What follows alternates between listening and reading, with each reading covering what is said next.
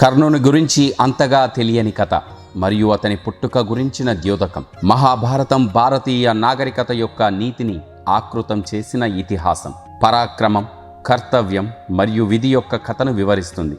దాన్ని అనేక మలుపుల మధ్య ఆ కర్ణుడి పుట్టుక యొక్క ద్యోతకం లోతైన ప్రభావం యొక్క క్షుణ్ణంగా నిలుస్తుంది.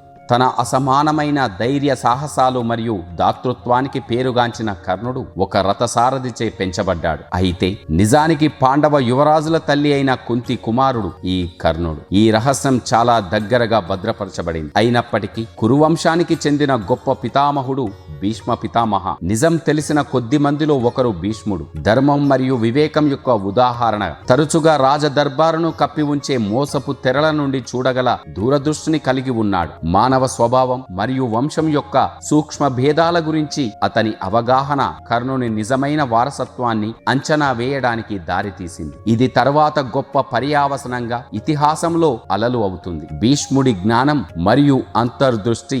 మహాభారతంలో భీష్ముడి పాత్ర కేవలం యోధుడి పాత్ర మాత్రమే కాదు, ధర్మ సంరక్షకుడిగా లేదా ధర్మబద్ధమైన కర్తవ్యంగా కూడా కలిగి ఉంది. త్యాగం మరియు సత్యం పట్ల అచంచలమైన నిబద్ధతతో గుర్తించబడిన అతని జీవితం అతనికి సాధారణమైన దృక్పథాన్ని ఇచ్చింది. కర్ణుడు నైపుణ్యం మరియు పరాక్రమణాన్ని ప్రదర్శించినప్పుడు అతని అధమ స్థితిని తిరస్కరించాడు భీష్ముడు. తన లోతైన అంతర్దృష్టితో రాజరక్తపు సంకేతాలను గుర్తించాడు. ఈ అంతర్దృష్టి కర్ణుని సారథి కుమారుడిగా పెరిగినప్పటికీ కర్ణుని గొప్ప వంశానికి సంబంధించిన సంకేతాలను గుర్తించడానికి వీలు కల్పించింది. అపూర్వమైన నైపుణ్యం కలిగిన యోధునిగా కర్ణుడు ఆవిర్భవించడం హస్తినాపురం రాజకుటుంబాల్లో తీవ్ర చర్చనీయాంశంగా మారింది. ఆయుధాలపై అతని నైపుణ్యం మరియు యోధుల నియమావళికి కట్టుబడి ఉండడం బహిరంగంగా తెలిసిన దానికంటే చాలా గొప్ప వంశాన్ని సూచించింది. భీష్ముడు ఎప్పుడూ చురుకైన పరిశీలకుడు. ఈ లక్షణాలను గుర్తించాడు మరియు వాటిని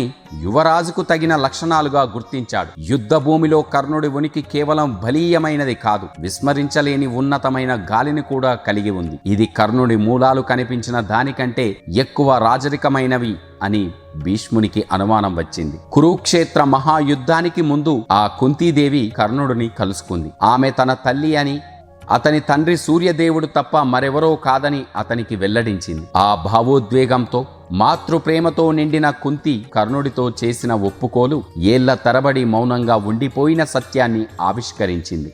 కర్ణుడు తన సవతి సోదరులైన పాండవులను యుద్ధంలో ఎదుర్కోబోతున్నందున రాబోయే సోదర హత్యలను నివారించడానికి ఈ ఒప్పుకోలు చేయబడింది. నారద మహర్షి ద్వారా భీష్ముడు కర్ణుడి నిజమైన తల్లిదండ్రుల గురించి తెలుసుకున్నాడు. నారదుడు 3 లోకాలను సంచరించగల సామర్థ్యానికి ప్రసిద్ధి చెందాడు. వార్తలను అందించేవాడు మరియు దివ్య జ్ఞానం కలిగిన జ్ఞాని. అతను భీష్మునుడికి కర్ణుడి దివ్య జన్మ గురించి మరియు అతను కుంతి కుమారుడని తెలియజేశాడు. దానిని భీష్ముడు సరైన క్షణం వరకు తనలో దాచుకున్నాడు. భీష్ముడు ఈ జ్ఞానాన్ని పొందడం లోతైన సాక్షాత్కారానికి ఒక క్షణం. ఇది అతని అనుమానాలను ధృవీకరించింది మరియు కురు రాజవంశంలో ఇప్పటికే సంక్లిష్టమైన సంబంధాల ఒక కొత్త కోణాన్ని జోడించింది. కర్ణుడి జన్మ గురించిన సత్యాన్ని భీష్ముడు స్వయంగా ఆ కర్ణుడి సన్నిహితుడు కౌరవుల నాయకుడు దుర్యోధనుడికి వెల్లడించాడు. కర్ణుడి మరణం తర్వాత దుర్యోధనుడు తన స్నేహితుడిని కోల్పోయిన బాధతో బాణాలతో మరణశయ్యపై ఉన్న ఆ భీష్ముడి వద్దకు వచ్చాడు. అప్పుడే భీష్ముడు కర్ణుడు పుట్టుకతోనే క్షత్రియుడని ధృవీకరిస్తూ